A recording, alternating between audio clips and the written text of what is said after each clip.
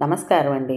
మనం ఇప్పుడు ఎద్దరపూడి సులోచనారాణి గారు రచించిన అనురాగ తోరణం అనే కథను విందామా? ప్రియమైన శ్రీవారికి లక్ష్మి నమస్కరించి వ్రాయినది. నేను రాత్రంతా బాగా ఆలోచించాను.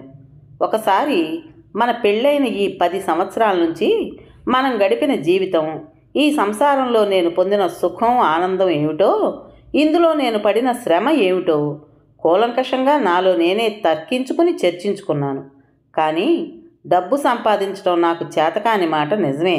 నా శరీర శక్తితో మీ సంపాదనలో ఎంత భాగం కూడబెట్టేట్టు చేయగలిగానో నా ఒక్కదానికే తెలుసు. అది మీకు గుర్తు చేయడం నన్ను నేను కించపరచుకోవడం అని భావిస్తున్నాను.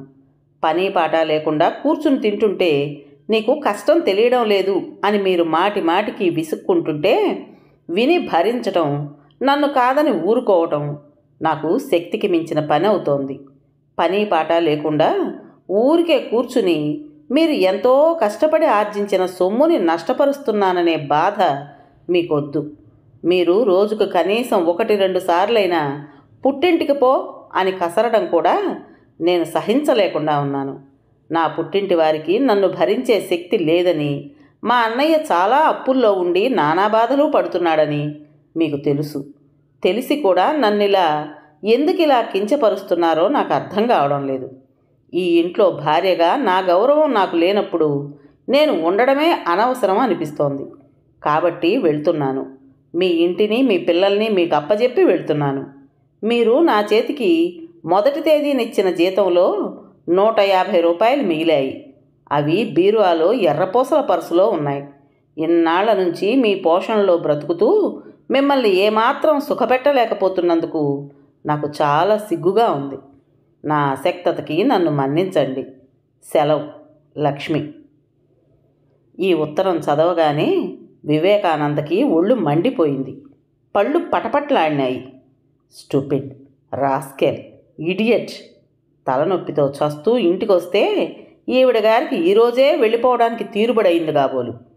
పని బాట లేకపోతే బుద్ధి ఇలాగే వెర్రితలలు వేస్తూ ఉంటుంది. చచ్చి చెడి ఆఫీస్లో నానా ఒత్తిళ్ళకి గురయ్యి వేదనంతా భరించి జీతం తెచ్చి ఆవిడకి చేతిలో పోస్తే తిని కూర్చుని ఇట్లా ఆలోచించకపోతే ఇంకేం చేస్తుంది? 1 రూపాయి బయటికి వెళ్ళి సంపాదిస్తే తెలుస్తుంది. ఆ ఉత్తరం కసిగా ముక్కలు చేసి క్రింద వేసి నలిపి బూటుకాలితో అవతలకి తోశాడు. వెళుతుంది. అహానికి ఏమీ లోట్లేదు. ఆత్మాభిమానం, బోడి అభిమానం. తనకి ఉంది ఆత్మాభిమానం, ఏనుగంత. కానీ ఎవరెళ్ళబోస్తారు? ఆఫీసులో ఆఫీసర్ ముందు నుంచుంటే ఆ ఏనుగంత అభిమానం చేమంత అయిపోతుంది.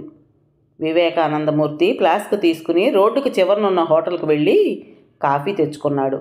అతను గ్లాసులో పోసుకుని తాగుతుండగా ఆటలకి వెళ్ళిన పిల్లలు పరిగెత్తుకొచ్చారు.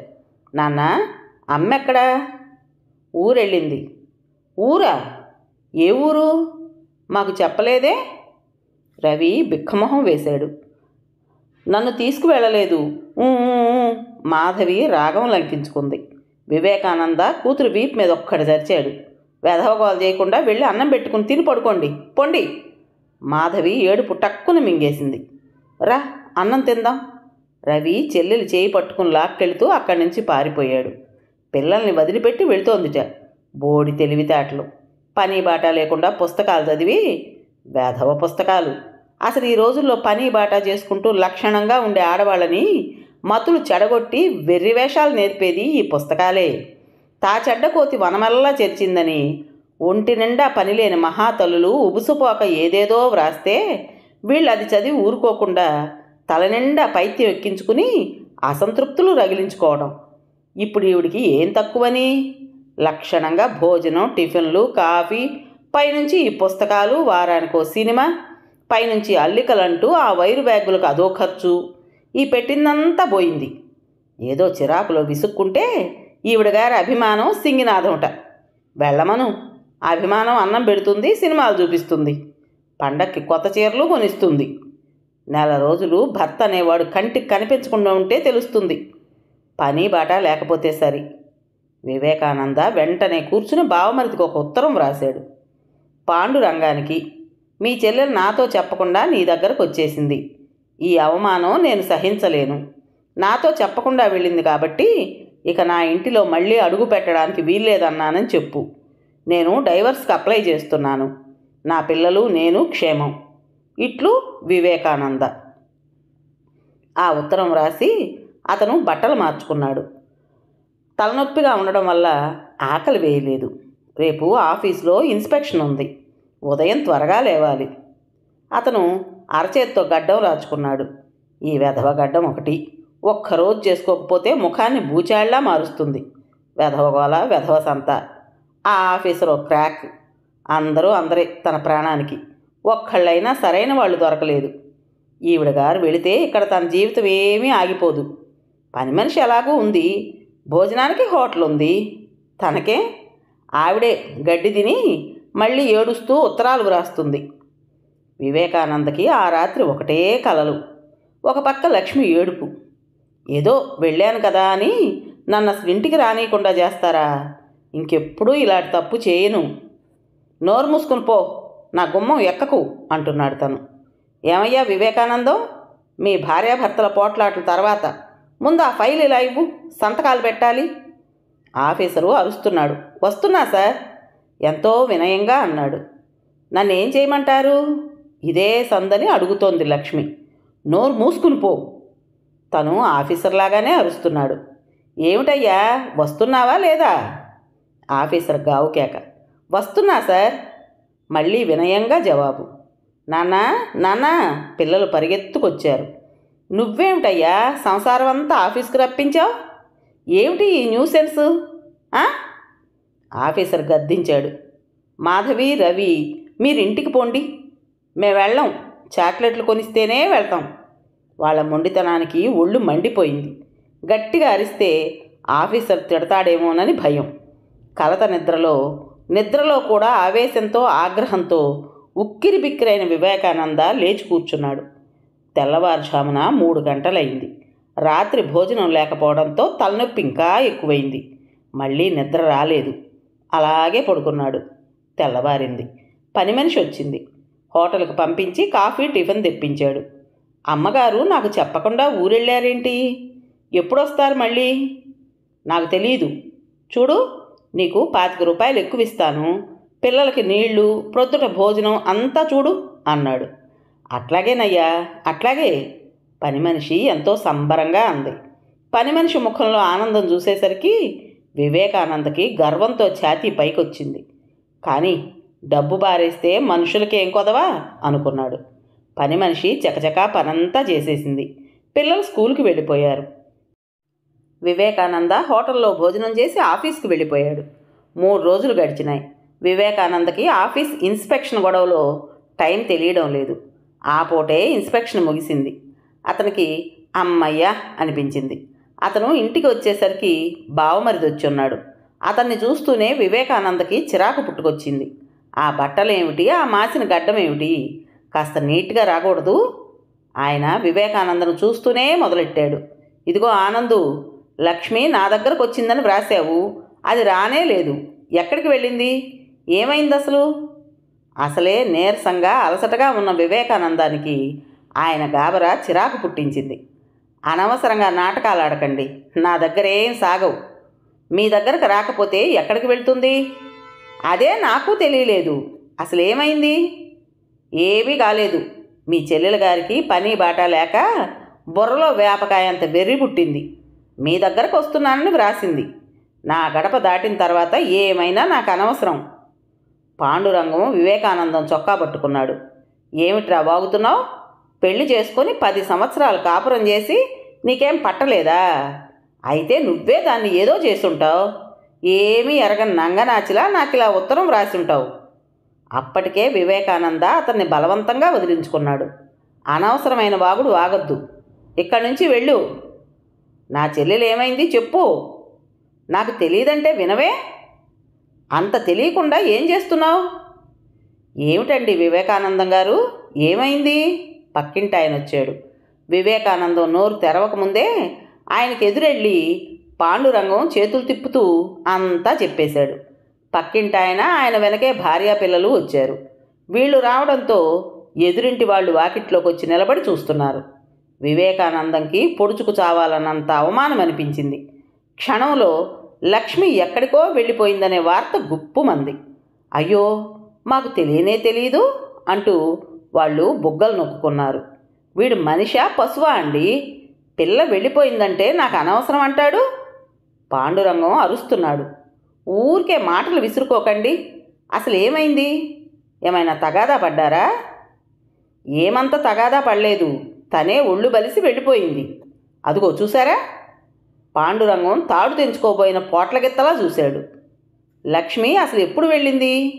ఇంట్లో ఎంత డబ్బు తీసుకువెళ్ళింది అనే చర్చలు ఆరా ప్రారంభమైనాయి. కట్టుబట్టలతో వెళ్ళింది. బీరువాలో నుంచి ఒక్క రూపాయి కూడా తీసుకువెళ్ళలేదు. అంటే అంటే ఏ రైలు కిందనో పడి ఉంటుంది. పాండురంగం బావురుమన్నాడు. ఏమోనండి, నిన్ననే సికింద్రాబాద్లో రైలు కింద పడి యువతి దుర్మరణం అనే వార్త ఉంది. ఎవరో తెలియలేదట. పరుగెత్తికెళ్ళి పేపర్ పట్టుకొచ్చింది పక్కింటావిడ. హాస్పిటల్కి వెళ్ళి కనుక్కుందాం పదండి. ఎందుకైనా మంచిది. పోలీస్ రిపోర్టు కూడా ఇస్తే నయం. పక్కింటాయన పెద్దరికం నెత్తిన వేసుకుని సలహా ఇచ్చాడు. పాండురంగం ఆయనతో వెళ్ళబోతూ ఎర్రబడిన కళ్ళతో అన్నాడు, నా చెల్లెలకి ఏమైనా అయిందా?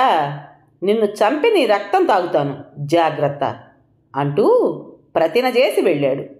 వివేకానంద లోపలికొచ్చాడు. అతనికి ఆగ్రహం తగ్గిపోయింది. పడక్కుర్చీలో ఉస్సూరంటూ కూర్చున్నాడు. ఈ ఆఫీస్ ఇన్స్పెక్షన్ పుణ్యమా అని 3 రోజుల నుంచి నిద్రాహారాలు లేవు. హోటల్ భోజనం పడక కడుపంతా ఎలాగో ఉంది. దానిపైన ఈ గలాట. అతనికి లక్ష్మి పుట్టింటికి వెళ్ళలేదంటే చాలా ఆశ్చర్యంగా ఉంది. ఇంకెక్కడికి వెళ్ళి ఉంటుంది? నాన్న, అమ్మ ఏమైంది? ఊహ తెలిసిన పిల్లలు ఏడుపు లంకించుకున్నారు. మీరు ఏడ్చారా? తంతాను అన్నాడు. పిల్లలు అక్కడి నుండి దొడ్లోకి వెళ్ళి ఏడవసాగారు. పక్కింటావిడ వాళ్ళని తన ఇంట్లోకి తీసుకువెళ్ళింది. పని మనిషికి జ్వరం వచ్చిందిట. నిన్నటి నుంచి రావడం లేదు. అతని తల బద్దలైపోతోంది. అన్నీ సమస్యలే, అడుగడుగునా బాధలే. సాయంత్రం అయింది. లక్ష్మి జాడ తెలియలేదు. అతిథులు వచ్చారు. పరామర్శలు జరిగినాయి. ఏదేదో అంటున్నారు. అతనికి అవి వినే ఓపిక కూడా లేదు. 2 రోజులు గడిచాయి. వివేకానందం ఆఫీసులో తలెత్తుకోలేక సెలవు పెట్టేశాడు. అతని ఆవేశం తగ్గిపోయింది. లక్ష్మి ఏమైంది? అసలు తను ఏమన్నాడని, ఏం అవమానం చేశాడని విసుక్కున్నదే కనిపించింది. కానీ తనకి తెచ్చిన చీరలు, చూపించిన సినిమాలు, చేయించిన నగలు అవన్నీ తనకు అవసరం లేనట్టు వదిలేసి వెళ్ళిందిగా. వాటికంటే ఇంకేం కావాలి? మరో 2 రోజులు గడిచినాయి. పాండురంగం ఆఫీసుకు వెళ్ళి ఆ ఆఫీసర్కి కూడా చెప్పేశాడు. అతనికి ఆఫీసులో ఉన్న మంచి పేరంతా ఈ రూపేణా మట్టిలో కలిసింది. అందరూ అతన్ని చూపులతో చీల్చేస్తున్నారు, మాటలతో చంపేస్తున్నారు. అతను ఇంట్లో ఉండలేకపోతున్నాడు, బయటికి అసలు వెళ్ళలేకపోతున్నాడు. ఏం చేశాడు తను? ఏం అపరాధం చేశాడు? భార్యను సరిగ్గా చూడలేదా? ఆ మాట ఎవరైనా అంటే పళ్ళు రాలగొడతాడు. పాండురంగం పిల్లల్ని తన వెంట తీసుకెళ్తానన్నాడు. పంపించను అన్నాడు. ఎందుకు? వాళ్ళను కూడా మాయం చేయించడానికా? నా ఇష్టం వచ్చినట్టు చేసుకుంటాను. వాళ్ళు నా పిల్లలు, అడగడానికి నువ్వెవరు? రెచ్చిపోతూ అన్నాడు. నువ్వు గోముఖ వ్యాఘ్రానివి, పైకి పెద్ద మనిషివి, తడిగుడ్డతో గొంతులు కోసే రకానివి అని ప్రపంచానికి తెలియదు. ఇంకో నిమిషం నా కళ్ళెదుటుంటే నిన్ను చంపుతాను ముందు, వివేకానంద అరిచాడు. చంపుతావు. నిన్ను జైల్లో తోయించి నీ ఉద్యోగం ఊడగొట్టించి ఆ పిల్లల్ని తీసుకువెళ్ళకపోతే చూడు. పాండురంగం అంగలేస్తూ వెళ్ళిపోయాడు. పని మనిషి రానని కబురు చేసింది. ఇల్లంతా అడవిలా ఉంది. అతనికి పిచ్చాసుపత్రిలో ఉన్నట్టుగా ఉంది. పగలంతా అతనికి కోపంతో ఆవేశంతో గడిచిపోతున్నా రాత్రిపూట లక్ష్మి గుర్తుకొస్తే ఏడుపొస్తోంది. ఏం తప్పు చేశాడు తను? అతనికి అర్థం కావడం లేదు. ఇంకా కోపం వస్తోంది. మర్నాడు పక్కింటి ఆయనతో పాండురంగం కబురు చేశాడు. లక్ష్మి ఈ ఊళ్ళోనే ఉందిట. లాయర్ జయలక్ష్మి గారింట్లో ఉందిట. డైవర్స్ తీసుకోవడానికి సిద్ధంగా ఉందిట. లాయర్ గారింటికి వస్తే ఆ మాట నాతో మాట్లాడి రభస లేకుండా విడాకుల ప్రయత్నం చేసుకోవచ్చుట. వివేకానందకి మనసు భగ్గుమంది. నేనెక్కడికి రాను. కావలసిన కాగితాలు పంపిస్తే సంతకం చేస్తాను. తను కూడా లాయర్ని సంప్రదించాడు. ఆ లాయరు అతనికి మిత్రుడు. అంతా విని నీకేమైనా పిచ్చా అన్నాడు. నాకు కాదు, ఆవిడికి. నేను సంపాదిస్తుంటే పని బాట లేకుండా తిని కూర్చుని చేసిన పనిది. మీరిద్దరూ ఒకసారి మాట్లాడండి. నాకు అవసరం లేదు. ఆవిడ మాట్లాడతానంటే నాకు అభ్యంతరం లేదు. నేనెక్కడికి రాను. ఆవిడే నా దగ్గరకు రావాలి. సరే, మీ ఇంటికి వచ్చే ఏర్పాటు చేస్తాను. సరే. వివేకానంద వెళ్ళిపోయాడు. ఆ సాయంత్రం లాయర్ వచ్చాడు. ఆనందు, ఆవిడ ఇక్కడికి రాదుట. ఏ? నువ్వు తన గడపెక్కొద్దని అన్నగారికి వ్రాసిన ఉత్తరం చూసిందిట. ఆనంద్ కోపం రెట్టింపయింది. సరే, మా ఇంటికైతే వస్తుందిట. నువ్వు కూడా రా. నేను రాను. మొండిగా మాట్లాడకు. విడాకులంటే తమాషా అనుకోకు. నీ జీతంలో ఆవిడికి కొంత ఇవ్వాలి. అలాగే పారేస్తాను. బెచ్చగాళ్ళకి వేయడంలా ముష్టి. ఆనందు, నువ్వింత పౌరుషంగా మాట్లాడితే ఎలా? నా బాధ మీకు తెలియదులేండి. నా స్నేహితుడిగా చెబుతున్నాను. సాయంత్రం రా. ఆవిడ్ని పిలిపిస్తాను. నా ఈ ఒక్క మాట విను. ఆవిడికి నువ్వు ఏం తక్కువ చేశావో అడుగు. ఆవిడ మాటల్లోంచి మనం మంచి మంచి పాయింట్లను లాక్కుందాం. అది మనకి చాలా ఉపయోగం. అట్లా అయితే వస్తాను. సరిగ్గా సాయంత్రం 6 గంటలకి. మర్చిపోకు. మర్చిపోను. సరిగ్గా 6 గంటలు కొడుతుండగా ఆనందు లాయర్ గారింటికి వెళ్ళాడు. లాయర్ గారు ఒక్కరే కూర్చుని ఉన్నాడు. కూర్చో. ఆవిడొచ్చింది. లోపల గదిలో ఉంది. పంపిస్తాను. ఆయన లేచి వెళ్ళాడు. 10 నిమిషాలైంది. ఈ 10 నిమిషాల్లో ఆనంద్కి లక్ష్మి వెళ్ళడం మూలంగా ఇంట్లో బయట తను పొందిన అవమానాలన్నీ గుర్తుకొచ్చినాయి. అతని రక్తం వేడెక్కింది. అది లావాలా కుతకుతలాడసాగింది. అతని శరీరం, మనసు క్రోధపు పొగలు సెగలు విరజిమ్ముతున్నాయి. అతను బ్రద్దలవటానికి సిద్ధంగా ఉన్న అగ్నిపర్వతంలా ఉన్నాడు. అతను కుర్చీలో కూర్చోలేనట్టుగా గదిలో లేచి పచార్లు ప్రారంభించాడు. చీర రెపరెప వినిపించింది. పాదాల అలికిడయింది. అతను తిరిగి చూశాడు. లక్ష్మి గదిలోకి వచ్చి నిలబడింది. అతను ఆమెకు అభిముఖంగా వచ్చి నిలబడ్డాడు. లాయర్ గారు లక్ష్మి ముందు ఆవేశపడవద్దని, ఆగ్రహపడవద్దని నేర్పుగా ఆమెతో తర్కానికి దిగి ఆమె చేత వాగించమని ఎన్నెన్నో పాఠాలు బోధించాడు. కానీ ఈ క్షణంలో లక్ష్మిని చూస్తుంటే అవేవి గుర్తుకు రావడం లేదు. ఆవేశంతో ఉప్పొంగిపోతున్న అతని మనస్సు ఒక్కసారి గేట్లు బద్దలు చేసుకుని పొంగిన రిజర్వాయర్లా భళ్ళున ముందు కురికింది. తను పడిన అవస్థంతా గుర్తుకొచ్చింది. కళ్ళల్లో నిప్పులు రాలుస్తున్నట్లు చూశాడు. పళ్ళు బిగబట్టాడు. అతని కుడి చేతిలోకి అతని ఒంట్లో ఉన్న శక్తి అంతా వచ్చింది. ఈడ్చి లక్ష్మి చెంప మీద ఎడా పెడా కొట్టాడు. లక్ష్మి తూలినట్టుగా 2 అడుగులు పక్కకి వెళ్ళింది. కళ్ళు గిర్రున తిరిగాయి. అక్కడున్న బీరువాని పట్టుకుని ఆపుకుంది. మరుక్షణంలో దానికి ముఖం చేర్చి ఏడవసాగింది. ఆ ఏడుపు హృదయ విదారకంగా ఉంది. అతడు దగ్గరికి వెళ్ళాడు. ఎడం చేత్తో లక్ష్మి జడని గుప్పెట నిండా పట్టుకుని తల బలవంతంగా వెనక్కి వంచేలా చేశాడు. మరోసారి కొట్టడానికి చెయ్యెత్తాడు. కానీ లక్ష్మి ముఖం చూసేసరికి అతని చేతిలో శక్తంతా హరించుకుపోయినట్టుగా అయింది. వారం రోజుల్లో మనిషి ఇంత చిక్కిపోవడం ఎలా సాధ్యం? చెంపల దగ్గర ఆ నునుపంతా ఏమైపోయింది? ఏడుస్తున్న ఆ ముఖంలో అహం లేదు, అభిమానం లేదు. చిన్నపిల్లలా ఉంది.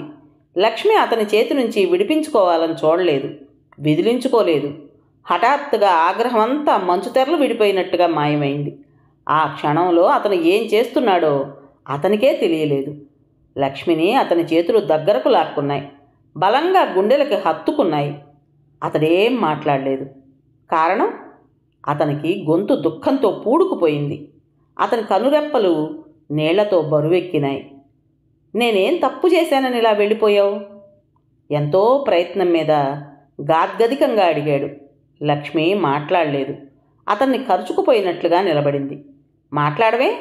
నేనేం తప్పు చేశాను? నీకేం లోటు చేశాను? జీతమంతా తెచ్చి నీ చేతిలో పెడుతున్నానే. నేనేమన్నా తాగుబోతున్నా, వ్యభిచారినా, పేకాట ఆడతానా, గుర్రపందాలకు వెళ్తున్నానా? కనీసం సిగరెట్లు కూడా కాల్చనే. ఇంతకంటే ఇంకేమైనా మంచి లక్షణాలున్నాయా మగాడికి? లక్ష్మి లేవన్నట్లు తల ఊపింది. మరి ఎందుకు వెళ్ళావు? నన్ను మీరు పని బాట లేదని మాటి మాటికి అంటారు. నేను ఇంట్లో పని చేయడం లేదా? ఒక్క క్షణం ఊరికే ఉంటానా? నేను డబ్బు సంపాదించడం లేదనేగా మీకు అలుసు. నువ్వు ఒట్టి ఇడియట్వి. అదిగో అదే. అంటే నిజంగా ఇడియట్వనా? నిన్ను నేను అలా భావిస్తే నేనే ఒక పెద్ద ఇడియట్ని అవుతాను. మరి మాటి మాటికి ఎందుకు అలా అనడం? నాకు చిరాగ్గా ఉంటుంది. ఆఫీసులో ఏవో గొడవలుంటాయి. వాటితో నా మనసంతా పాడవుతుంది. నేను కాస్త తిట్టగానే నువ్వెందుకు ముఖం మార్చుకోవాలి? నేను నీకు చీరలు కొనడం లేదా? నగలు చేయించడం లేదా? నీ పుస్తకాలకి నాకెంత ఖర్చు అవుతోంది చెప్పు. అదిగో. సరే సరే, పుస్తకాల మాట ఎత్తను. నగలు చీరలు ఇస్తే సరిపోతుందా?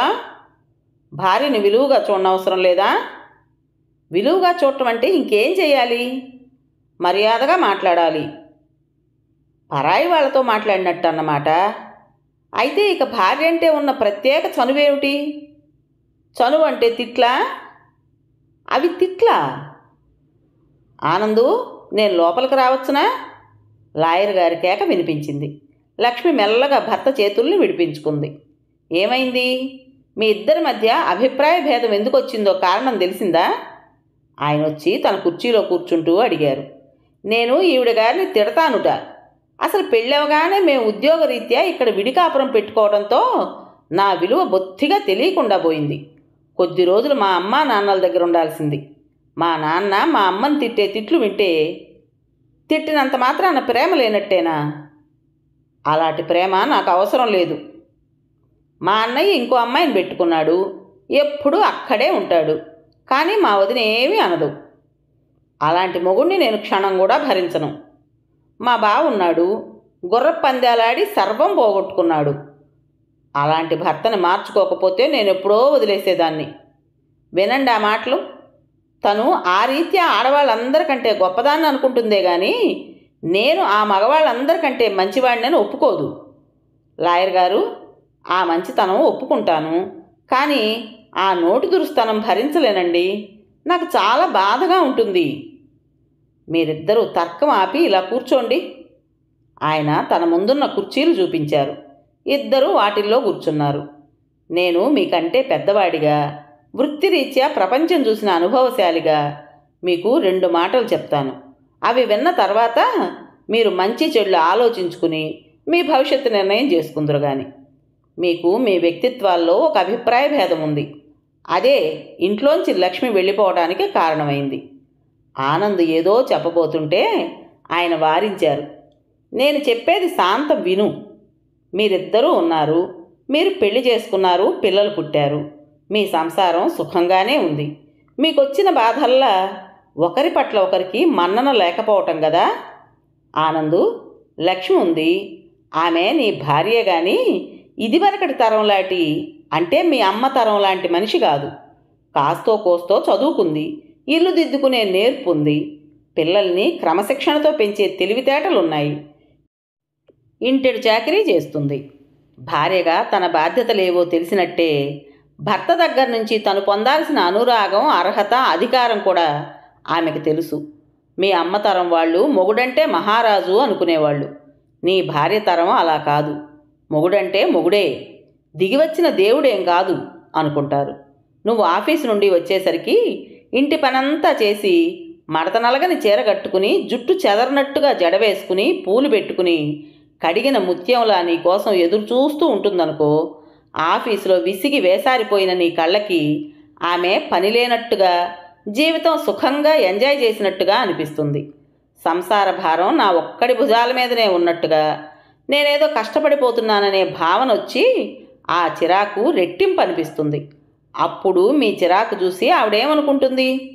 ఛీ, ఇదేమిటి, ఈ విదిరింపుల కోసమా నేను ఈయన రాక కోసం ఎదురు చూసింది అన్న భావం వస్తుంది. నువ్వు ఆవిడకి నగలు, చీరలు ఇస్తున్నానంటున్నావు. అందులో గొప్పతనం ఏమీ లేదు. ఆవిడ ఎంత పని చేస్తోంది. నువ్వు ఏ సాయంత్రమో వచ్చి అప్పటికప్పుడు ఏదైనా స్వీట్ కావాలనంటే చేసి పెడుతుందా లేదా? ఇకపోతే పుస్తకాలు. నువ్వు వాటికి డబ్బు ఖర్చయిపోతుందని బాధపడకు. నువ్వు ఉదయం వెళ్ళిపోయి సాయంత్రం కానీ రావు. పిల్లలు స్కూల్కి వెళ్ళిపోతారు. ఆవిడికి ఇక కాలక్షేపం ఏముంది? పుస్తకాలేగా. లేకపోతే వైరు పుట్టలో పూసల బ్యాగులో అల్లడం. ఆమె క్లబ్బులకు వెళ్ళదు, హోటళ్ళకి తిరగదు. అలాంటి అలవాట్లున్న భార్యల ఖర్చుల ముందు ఇవి ఖర్చులే కాదు. ఆవిడకి అభిమానం ఎక్కువ. గుర్తించడం నువ్వు నేర్చుకోవాలి. చెప్పానుగా. ఇప్పటి ఆడపిల్లల వ్యక్తిత్వాలే వేరని. నేను మన ఆడపిల్లల్ని చాలామందిని చూస్తున్నాను. 199 మంది తెలివిగలవాళ్ళు, సంసారం చక్కగా చేసుకుంటారు. వాళ్ళ సుఖాలని గురించిన తెలివితేటలు కూడా వాళ్ళకి ఎక్కువే. ఇదివరకు వాళ్ళలా స్త్రీ జీవితం అంటే భర్త పంచనే పడి ఉండాలి అనే మూఢనమ్మకాలు వాళ్ళకి లేవు. భర్త కాదన్నా బ్రతకగలం అనే ధైర్యం ఉంది. ఇప్పటి చదువులు అవకాశాలు అలాంటివి. దానికి బాధపడి ప్రయోజనం లేదు. నువ్వు నీ భార్య చేస్తున్న పనికే పని మనిషిని పెట్టుకుంటే ఆ పని ఖరీదు ఎంతో క్షణంలో తెలుస్తుంది. నీ భార్య కూడా నీలాంటి వ్యక్తిత్వం గలదని గుర్తించడం నేర్చుకో.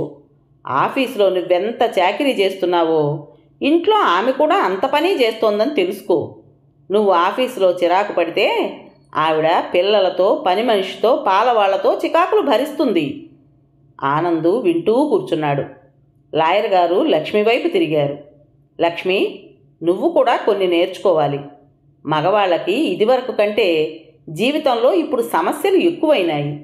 ఉదయం లేచినప్పటి నుంచి దేనికో దానికి అతనికి వర్రీ ఉంటూనే ఉంటుంది. ముఖ్యంగా ఈ సిటీ జీవితాల్లో మనిషిని ఆదుర్దా అనేది భూతంలా పీక్కు తినేస్తుంది. మీ ఆయన ఉన్నాడు. అతను ఉదయం లేచినప్పటి నుంచి ఆఫీస్కి వెళ్ళడానికి తొందరే కదా. నువ్వు రుచిగా భోజనం తయారు చేసినా అది ఆనందంగా తీరుబడిగా ఆరగించే టైమే అతనికి ఉండదు. ఆదరాబాదరా ఆ పనేదో త్వరగా ముగిసిపోవాలి అన్నట్లు తింటాడు కానీ దాని రుచి ఏమిటో గమనించే టైమే ఉండదు. బస్సు అందుతుందో లేదోననే భయం. సాయంత్రం అతను తిరిగి వచ్చేసరికి అతనిలో ఉన్న కాస్తో కోస్తో ఓపిక, ఆనందం అంతా ఆఫీసు పీల్చి పిప్పి చేసేస్తుంది.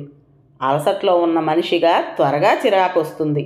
అతను నోటి దురుసుగా ఏదైనా అంటే అప్పటికి నువ్వు ఊరుకోవటం ఉత్తమం. అతను కాస్త విశ్రాంతిగా ఉన్నప్పుడు నువ్వు అతన్ని నిలదీస్తే అతనే నీకు వెంటనే క్షమార్పణ చెబుతాడు. అతన్ని లాలించటం, సేద తీర్చటం నేర్చుకోవాలి నువ్వు. ఈ రోజుల్లో అందరికీ జీవితం అంతా సమస్యలమయం. ఆదుర్ద, ఆందోళనలతో నిండి ఉంది జీవితం. పరస్పర అవగాహనతో దీన్ని సాధ్యమైనంత తగ్గించుకుని సుఖంగా శాంతంగా ఉండడం నేర్చుకోవాలి. మీ ఇద్దరి మధ్య అనురాగ తోరణం ఉండాలి. నువ్వు అతని దగ్గర నుంచి వచ్చేసావు. వచ్చి ఏం చేస్తావు? ఏదో ఒక ఉద్యోగం చూసుకుంటావు, అంతేగా. ఉద్యోగం సుఖంగా ఉంటుందా? దాంట్లో మాత్రం బాదరబందీలే ఉండవంటావా? నీ పిల్లల భవిష్యత్తు ఏమిటి? ఇవన్నీ నువ్వు ఆలోచించుకున్నావా? అలాగని అతనికి ఒదిగి ఉండమని నేను అనడం లేదు. ఎక్కడైనా ఉండే సమస్యలు ఉంటూనే ఉంటాయి. మనకి ఏది లాభమో అది చూసుకోవాలి. ఏమంటావు? లక్ష్మి నిజమే అన్నట్లు తల ఊపింది. లాయర్ గారు ఇద్దరి వంకా చూశారు. ఇప్పుడు చెప్పండి, మీరు డైవోర్స్ తీసుకుంటారా? నాకు అవసరం లేదు. ఆవిడకు కావాలంటే నాకేం అభ్యంతరం లేదు అన్నాడు వివేకానంద. నేనేం కావాలని కోరుకోవడం లేదు, ముక్కు చీదుతూ అంది. అయితే నీ భర్త ఇంటికి వెళ్తావా? రమ్మంటే వెళ్తాను. నేను చచ్చినా రమ్మనమనను. నేనేం ఆవిడ్ని వెళ్ళిపోమ్మని అనలేదే. వివేకానంద కుర్చీలోంచి లేచాడు. లక్ష్మి రోషంగా చూసింది. అతను ఖచ్చితంగా అన్నాడు, నేను మళ్ళీ చెబుతున్నాను, నేను రమ్మనమని అడగను. ఆవిడే వెళ్ళిపోయింది. నేను నా ఇల్లు నా పిల్లలు కావాలని అనుకుంటే ఇంటికి రమ్మనండి. లాయర్ గారు, నేను వెళ్తాను, కానీ ఇక నుంచి పని బాట లేదు అంటే మాత్రం ఊరుకోను. అనొద్దని చెప్పండి. బాగుంది, అది నాకు అలవాటైన మాట. అది చాలా దురలవాటు అని చెప్పండి. కావచ్చు, నాకున్నది ఒకే ఒక దురలవాటు. లాయర్ గారు కల్పించుకున్నారు. ఆనందు, ఏ దురలవాటైనా పనిష్మెంట్ ఉంటే అదే పోతుంది. నా ఈ దురలవాటికి ఏ పనిష్మెంటో చెప్పండి. నువ్వు ఆ మాట అన్నప్పుడల్లా ఆవిడకు ఒక కొత్త చీర కొనివ్వాలి. ఏం లక్ష్మి? లక్ష్మి కళ్ళు మెరిసినాయి. అవును, ఒట్టిది కాదు, వెంకటగిరి జరిగే చీర. అలా అయితే నేను రాజీపడి ఇంటికి వెళ్తాను. మై గాడ్, అయితే నా జీతం ఒక్క రోజులో అయిపోతుంది. కొత్తలో కాస్త బాధగా ఉంటుంది, తర్వాత నువ్వే ఆ మాట అనడం మానేస్తావు అన్నారాయన. దీనికంటే ఉరిశిక్ష నయం. ఆనందు వణుక్కున్నాడు. వెళ్తాను లాయర్ గారు. ఆయన గనక అలా మాట నిలబెట్టుకోకపోతే నేను త్వరలోనే మీ దగ్గరకు వస్తాను. లక్ష్మి లేచింది. వెళ్ళిరండి. ఆనందు, ఇదిగో డైవర్స్ తీసుకుంటామని వచ్చిన వాళ్ళకి రాజీ కుదిరిస్తే ఇది నా ఫీజు. లాయర్ గారు అంకె వేసి చూపారు. స్నేహం స్నేహమే, వృత్తి వృత్తే అన్నారు నవ్వుతూ. ఆనందు పర్సు తెరిచి డబ్బిచ్చాడు. అతనికి ఆ డబ్బిస్తుంటే కోపం వచ్చింది. తీరుబడిగా కూర్చుని పని బాట లేక లక్ష్మి వైపు చూసి అనబోయిన మాట నాలిక చివర ఆపేశాడు. వెంకటగిరి జరీ చీర కళ్ళ ముందు మెదిలి చెదిరిపోయింది. కథ పేరు అనురాగ తోరణం. రచించిన వారు ఎద్దనపూడి సులోచనారాణి గారు. విన్నారు కదండి. మరి ఈ కథ మీకు నచ్చిందా? నచ్చినట్టయితే లైక్ చేసి మరో నలుగురికి షేర్ చేయండి. అలాగే ఈ కథ పైన మీ విలువైన అభిప్రాయాన్ని కామెంట్ బాక్స్లో తప్పకుండా తెలియజేస్తారు కదా. మరి ఇంత మంచి కథను మనకు అందించిన రైటర్ గారికి మనస్ఫూర్తిగా మనందరి తరపున ధన్యవాదాలు తెలియజేసుకుంటూ, కొత్త వాళ్ళు కనుక మన ఛానల్ చూస్తున్నట్టయితే తప్పకుండా సబ్స్క్రైబ్ చేసుకోండి. రేపు మరో మంచి కథతో మీ ముందుకు వస్తాను. అప్పటి వరకు ఉంటానండి.